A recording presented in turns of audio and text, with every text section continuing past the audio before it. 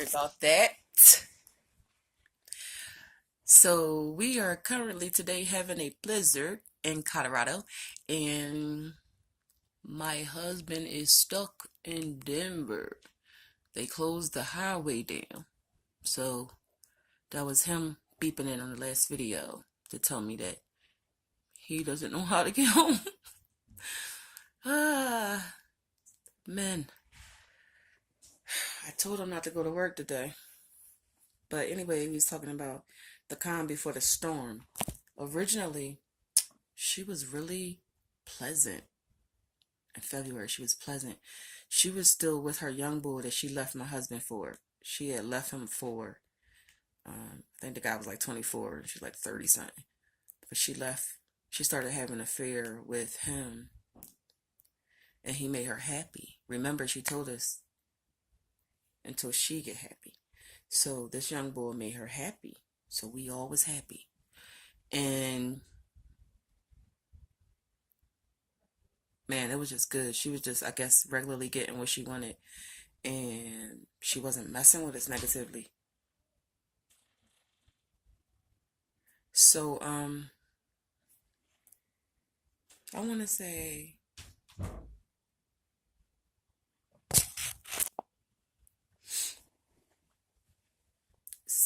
February, March, everything was cool. He was able to have contact with his kids, do video chats, all that. April came. In March, she called and said, I'm going to do the divorce. So I just need you to sign the papers and send them back. So I'm like, yo, handle that. We ain't got to worry about nothing. Let her do it. She ready to be with this bull. So he signed the papers. I don't know if it was because the guy she was with left her or because he signed the papers, but that turned her back into who she is. And she started harassing our relationship. Then she started blocking him from having contact with his kids. Then she started talking shit about him, talking about he abandoned his kids just like his parents abandoned him and left him to fend for himself in an institution. So she can't believe that he would abandon his children. He would abandon his children. He would abandon his children like he was abandoned. Forgetting the fact that she put him out. She was done. She moved on. So this was in 2014.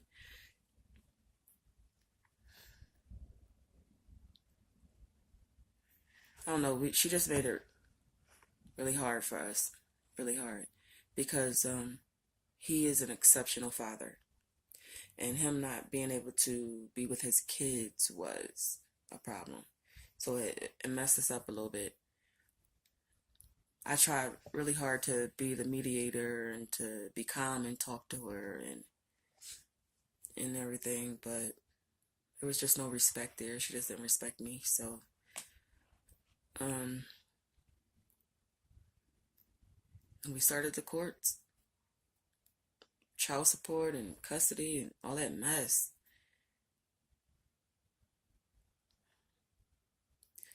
Twin flame situations is a little bit harder to detach yourself from than a soulmate, because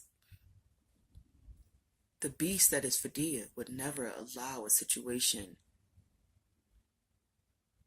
to interfere with her progress.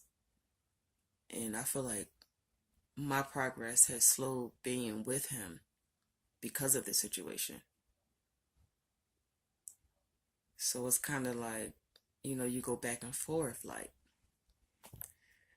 as much as I love this man, do I really want to be having this kind of stress in my life from this baby mom who's has so much hate in her heart?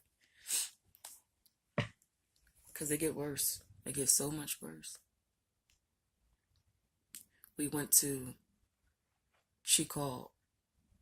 She did several attempts to get him back. Never worked. So what she did was she called him and said, I'm sending your son with you. I don't want him no more. He get in too much trouble with what she said. And I said, oh my God, please don't let her do that, because that's repeating what happened to my husband. Because his mom didn't want to be bothering him no more. Just put him in an institution at 8 years old and never look back. I just seen it repeating itself. So I said, send him. If she don't love him, I will. Then she sends him. Originally, I was okay with him taking pictures and videos of the house and us and stuff. Because, I mean, she put him on a plane at 11 years old by himself. He never had been on a plane before in his life. She didn't tell him he was moving to Colorado until the night before she put him on a plane. So he gets to Colorado, don't know what the fuck is going on. And all he's doing is saying, can I come home? And she like, no, you stay there for a little while. Send me some pictures of what you're doing. So me and his dad was acting like we wasn't paying attention to what was happening. You know, he's a baby. We don't need to involve him. So we let him take his pictures and videos and send it to her. So, you know, after a month, he said, okay, can I come home now? Because at that point, even he knew that she was just doing that for him to do what she did. And she wouldn't let him come back. So he started to adjust to being in this environment that is what children need to grow in. A safe place, a peaceful place. And he went from city, hood energy to throwing a football up because he could and it's no danger. Being happy. She calls and she say, you know, why you don't call me? He said, well, you never call me. And she said, that's not my job to call you. You're supposed to call me. She's just traumatizing this kid, just traumatizing him. And I'm trying to parent him the right way, and his dad is trying to parent him the way that you do when you feel like you fucked up or you did something wrong, and the kids hate you now, so you want to give them everything they want so they love you again. So that was a conflict in the household. That was a conflict. There's just no partnership between me and him, which is why I should have left him that first time. He just wanted to be super dad and make his son happy, but that's not how you parent a child. I don't care what they went through, you still got to discipline them. So he was just going around the house doing stuff like he had broke the computer, then lied about it. He had took pictures. He took video of my refrigerator and my deep freezer. That's weird. I'm like, why is she making him do that? Then I thought, oh, maybe she's trying to prove that we can't feed him. I don't know. It was just, you see how much of my time was around this bitch? Twin flame. Ugh. So, 6 months later, she wants to take him to court. And she like, all right, I'm sending for Yeti. I want him to come home to go to court to testify. But 2 court hearings. It's okay, baby. It's okay. You're okay. 2 court hearings of custody. That baby asked to go back home. And she said, keep him with his dad, to the judge. Twice.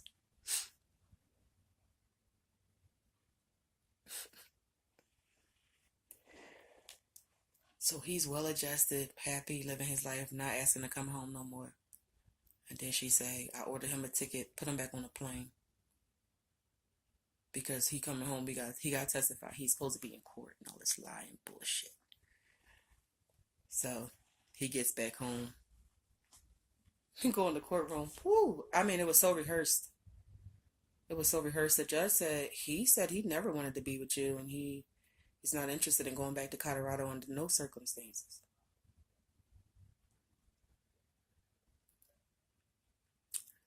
he said, all right, left that shit alone. Not gonna keep doing this. We leave Colorado. Uh, okay, so he went back in February. So we left. Oh yeah, we all left at the same time. So he went back in February to Philly, and then we moved the whole family to Atlanta because we was trying to go to see a lupus specialist at Emory Hospital for me. So we moved to Atlanta, but we couldn't find a house. It was so saturated. There was no housing. People was living in hotels and shit. So we went back to Philadelphia. We went back to Philly.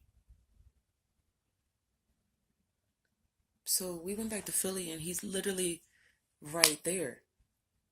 And she's just blocking custody. She didn't agree with the custody visitation. She was just doing such horrible stuff. And then she had this one attempt where she told him to meet her at this place so they could talk about the kids. But the whole time she was asking him to move back into the house. I'm telling y'all all of this because it sounds wonderful to have a twin flame, but that shit's gonna come with stuff. And you might not come with a twin flame that got 7 kids and an ex-wife. But it's gonna be some kind of battle you have to go through to be with your twin flame. It's not gonna be easy. And while you're in it, when you are in it and you want it and you happy, you still gonna be unhappy. Some points. There's gonna be something because it's challenging. Because a twin flame contract is more something you really are bonded to in a rib or something. I tried to leave him a lot. I tried. He tried to leave me twice. Once because his wife said that he can have his visitation with his kids. And the other time, his mother told him he could do better than me. So, twin flames are difficult relationships. But if you do the work, y'all can complete the task. Me and my husband have been working in service to the people since we were 16 years old in high school. That's what we've done together. That's how we connect, by helping people, helping children. That's what we do. So it's pretty much like whether he and I be together in a relationship or not, we still stay on task. We'll still stay on task.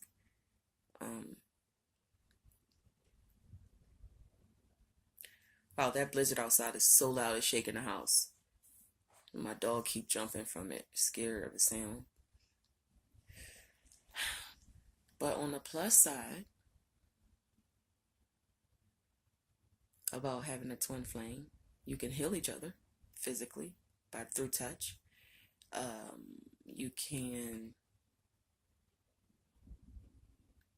I don't know how to put this in words, I guess. You can do a lot.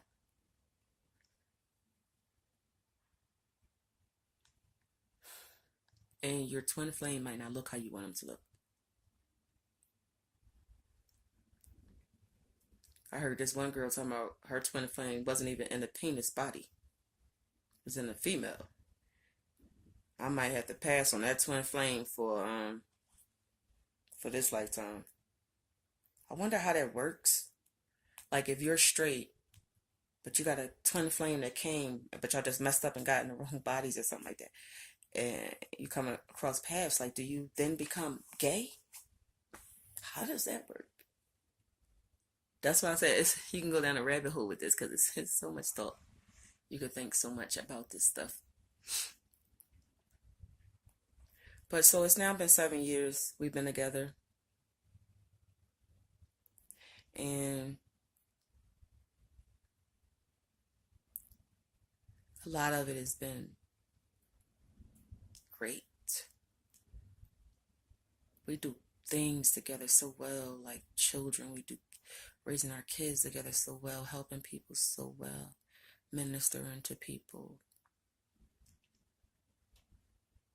We have the same ideas about life and our journey. I mean, you want to have that with the person that you're sharing your life with. You don't really want somebody that don't get you. I mean, I could tell my husband anything. You're supposed to be like that with your spouse or whatever, but when it's a twin flame, it's different. I don't know how to say it in a way where you can get it, but it is different. It is healing. But it is hard work. And you got to make that decision if you love that person enough to put in the work, or you love yourself enough to not get involved with something that's going to bring you a lot of pain. Right before his ex-wife made her son come home for court, my husband was scouting a house in Atlanta for 2 weeks. He was looking for a house before he moved.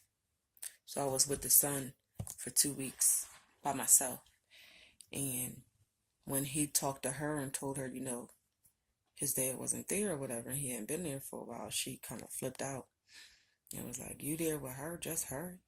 And he was like, "Yeah." So she started calling my house phone, asking me where Gus was, and I was like, "Don't worry about where he at. He'll be home and he'll call you when he get in." So 14 calls later from 15 different numbers.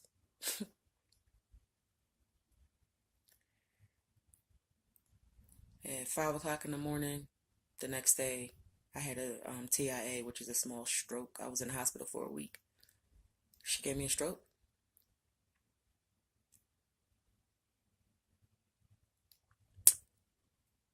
She gave me a stroke. Just harassing me. She was like, "I'm going to do this all night." I said, "Kimberly, I have lupus. I'm having a lupus flare right now. I can't deal with your drama right now. You have his phone number. Call his cell. I don't know why you're calling my house phone number." And she said, "We going to do this shit all night."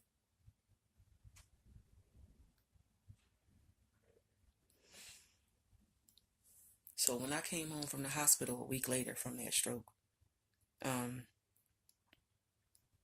I told him if his son was going to stay with me, there can't be a word spoken about that mom in my house.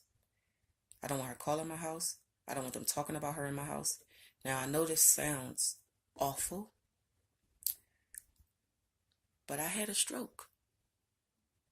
So you either get the fuck out my house, or y'all respect me enough to not bring that drama and stress to me. So during this time of me and Yeti being together for 2 weeks, everything was going good. We was bonding. I love him so much. She ain't like that shit. She ain't like that he didn't hate me no more. She ain't like that he loved me. She ain't like that he was comfortable being with me alone. So she was like, "He got to come back home. He got to come back." I ain't fight. I just was like, "All right. That's y'all kid. Y'all do what y'all got to do." 1 month after he was back home, he called his dad. And he said, "Can I speak to Fadil?" And I said, "What's up, babe?" He just was like, "Hey, just wanted to see how you was doing." And I told him how I was doing. I started asking him stuff. And I asked him, how was your invention going? You working on it with your mom? And he told me that his mother said his idea was stupid and that somebody already came up with it. I think that's why he called me.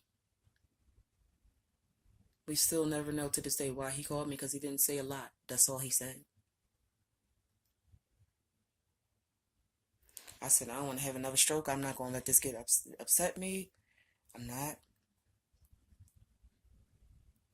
This shit just keep going on. 15, 16, 17. Shit, by the time we got to 2018, I had made a website about this female called burleyjackson.com.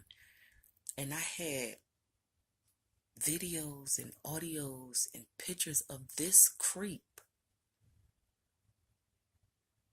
acting a fool. A whole fool. Videos after videos. Audios after audios. Her lying to her son. Her lying to the court.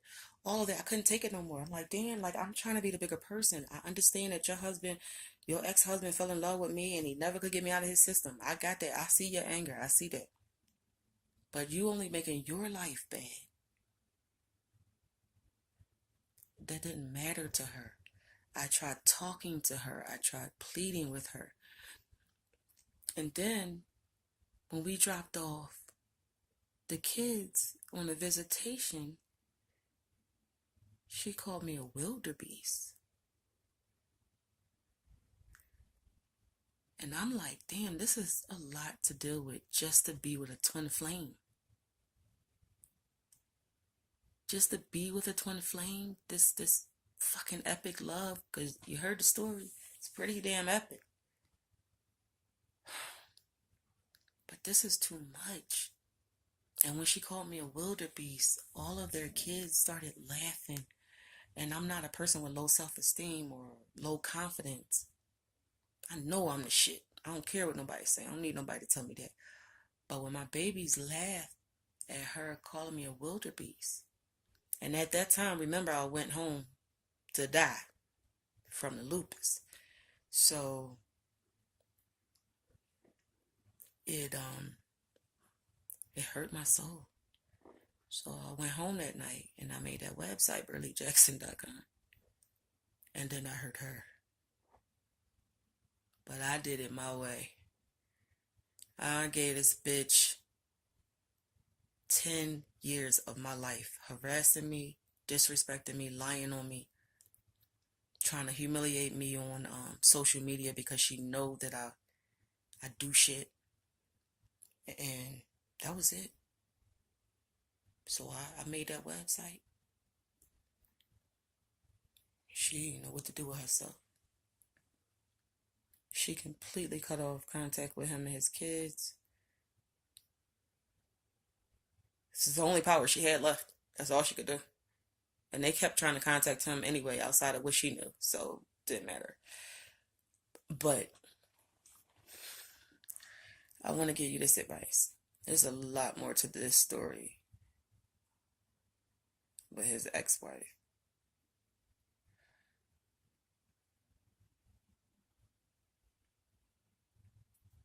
Oh, that bitch disgusts me. Sorry. Just had a flashback. Anytime somebody give you a stroke, it's pretty much a wrap. So anyway, I took the website down because I had accomplished my goal. I just needed truth. I needed the judge to see it, which the judge did. That's all I wanted. You ain't gonna lie on me and you ain't gonna lie on my husband. I'd never stop recording. I record everything. I record you fucking shitting and farting if I could use it later. Because that's how I am. Because ain't nobody ever gonna lie on me. I don't play that shit. I record myself. I don't like being lied on. I think that's something that happened to me in a previous life because I am adamant about my name. My name is important to me. And she was destroying my name. So I destroyed her. She was making almost 70 grand at her job. And I said, if you don't stop your shit, bitch, and let these kids be with their dad, I'm going to send the whole file to your job. You got 24 hours to give me your answer. 24 hours, she sent me an email and it said, I still got that. She said, you would mess up my way to take care of the kids that he not taking care of. Not that send it because it's not real, it's not true, it's a lie. She was worrying about her coin. She quit her job the next week. Who does that? This is a different kind of fucking evil. Rather than let her kids talk to their dad. And the only reason why I made that threat to her was because one of the kids was hospitalized. We found out through the court paperwork that the kid was hospitalized. It don't say which kid. We called to find out which kid is in the hospital, what's going on.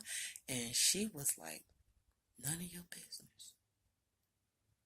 And so my husband's crying about his kids because he don't know what's going on. Is they dead, alive? Because she had already called and told him that the daughter had got kidnapped, which was a lie. So then she just quit her job. And I'm like, the judge was like, why would you quit a job without having another job? She was like, well, the position was coming to an end.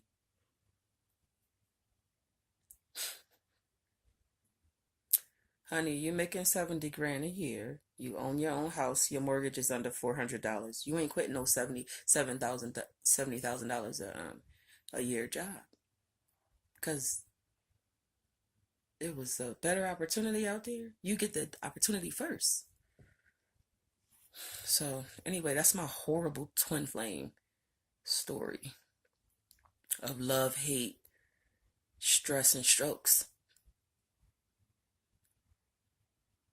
But guess who's still together? We cannot be broken. We have with such a strong, powerful bond that we was able to separate. We was able to separate for so many years and come back together and nothing changed. The love is the same, if not more intense. To me, it's worth the stroke I had. To me, it's worth the stress that I've been under.